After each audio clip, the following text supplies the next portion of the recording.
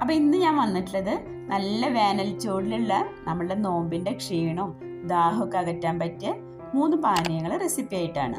വളരെ ഈസി ആയിട്ട് നമുക്ക് തയ്യാറാക്കാൻ പറ്റുന്നതാണ്. അപ്പോൾ നമുക്കതെങ്ങനെ ഉണ്ടാക്കാൻ നോക്കാം.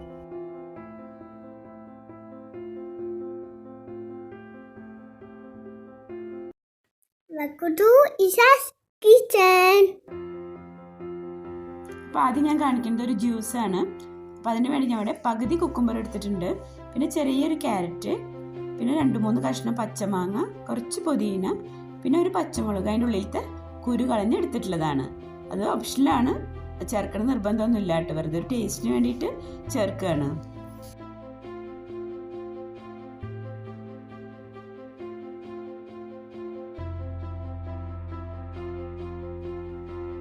പച്ചമുളക് എടുക്കുകയാണെങ്കിൽ തന്നെ അതിൻ്റെ ഉള്ളിലത്തെ കുരു കളഞ്ഞിട്ട് വേണം കേട്ടോ എടുക്കാൻ. കുരു കളഞ്ഞെടുക്കുകയാണെങ്കിൽ എരിവും ഉണ്ടാവില്ല, മുളകിൻ്റെ അതായത് ദോഷമൊന്നും ഉണ്ടാവില്ല. ഞാനിവിടെ എടുത്തിട്ടില്ല ഈ പുതിന, ഇത് ജ്യൂസിന് മാത്രം ഉപയോഗിക്കുന്ന പുതിനയാണ് കേട്ടോ. ഞാൻ കസിൻ്റെ വീട്ടിൽ നിന്ന് കൊണ്ടുവന്ന് നട്ടിട്ട് ഇപ്പോൾ ഇങ്ങനെ പിടിച്ച് വന്നിട്ടുള്ളതാണ്. ഇത് വേണം നിർബന്ധമൊന്നുമില്ല, നമ്മൾ സാധാ പുതിന ഇട്ട് കൊടുത്താലും മതി.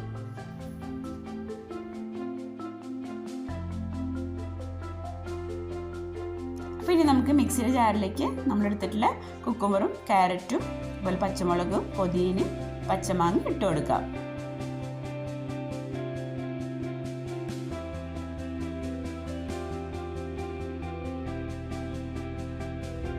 ഇനി ഞാൻ ഇതിലേക്ക് 1/4 ടീസ്പൂൺ ഇന്ദുപ്പ് ചേർത്ത് കൊടുക്കുന്നുണ്ട്.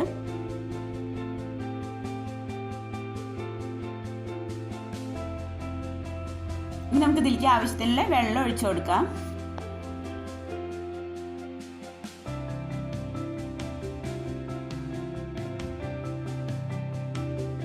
ഇനി നമുക്ക് മധുരത്തിന് ആവശ്യമുള്ള തേനും കൂടി ചേർത്ത് കൊടുക്കാം.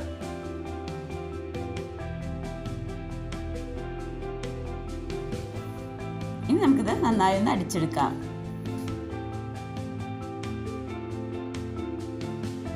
ഇപ്പം എല്ലാം നന്നായി അരഞ്ഞിട്ടുണ്ട്. ഇനി നമുക്കിതൊന്ന് അരിച്ചെടുക്കാം.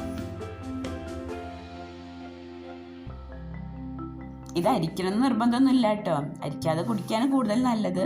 പക്ഷെ നമ്മൾ അരിച്ചിട്ട് കുടിക്കുമ്പോൾ കുടിക്കാൻ കുറച്ചും കൂടി ഒരു സുഖം ഉണ്ടാവും.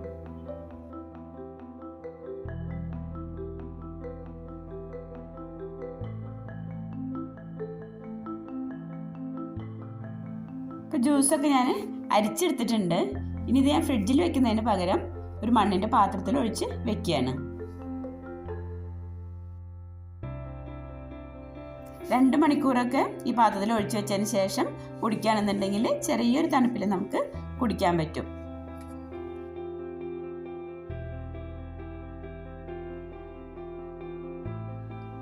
അപ്പോൾ നമ്മളുടെ ജ്യൂസ് ഇവിടെ റെഡി ആയിട്ടുണ്ട്. നമുക്കത് അടച്ച് മാറ്റി വയ്ക്കാം.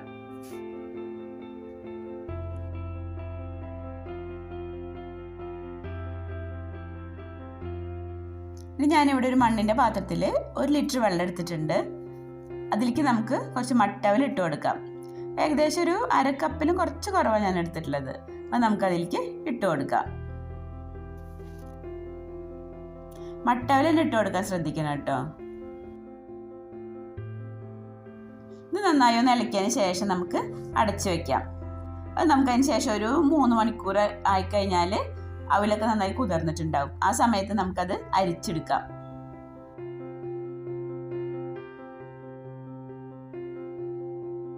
ഇനി ഞാൻ വേറൊരു പാത്രത്തിൽ കുറച്ച് വെള്ളം എടുത്തിട്ടുണ്ട്.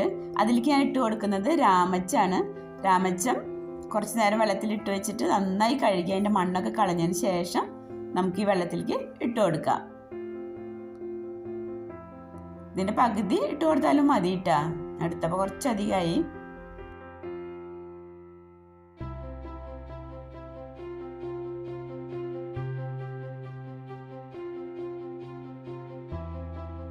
ഈ രാമച്ചൻ നമ്മൾ വെള്ളത്തിലിട്ട് വെച്ച് കഴിഞ്ഞാൽ ഒരു 5-6 മണിക്കൂർ കഴിഞ്ഞാൽ അതിൻ്റെ ഫ്ലേവറൊക്കെ നന്നായി വെള്ളത്തിലേക്ക് ഇറങ്ങും. അപ്പോൾ ആ വെള്ളം നമ്മൾ കുടിക്കുമ്പോൾ കുടിക്കാനും നല്ല ടേസ്റ്റാണ്. അതുപോലെ തന്നെ നമ്മുടെ ദാഹവും ക്ഷീണവും ഒക്കെ മാറാൻ വളരെ നല്ലതാണ്.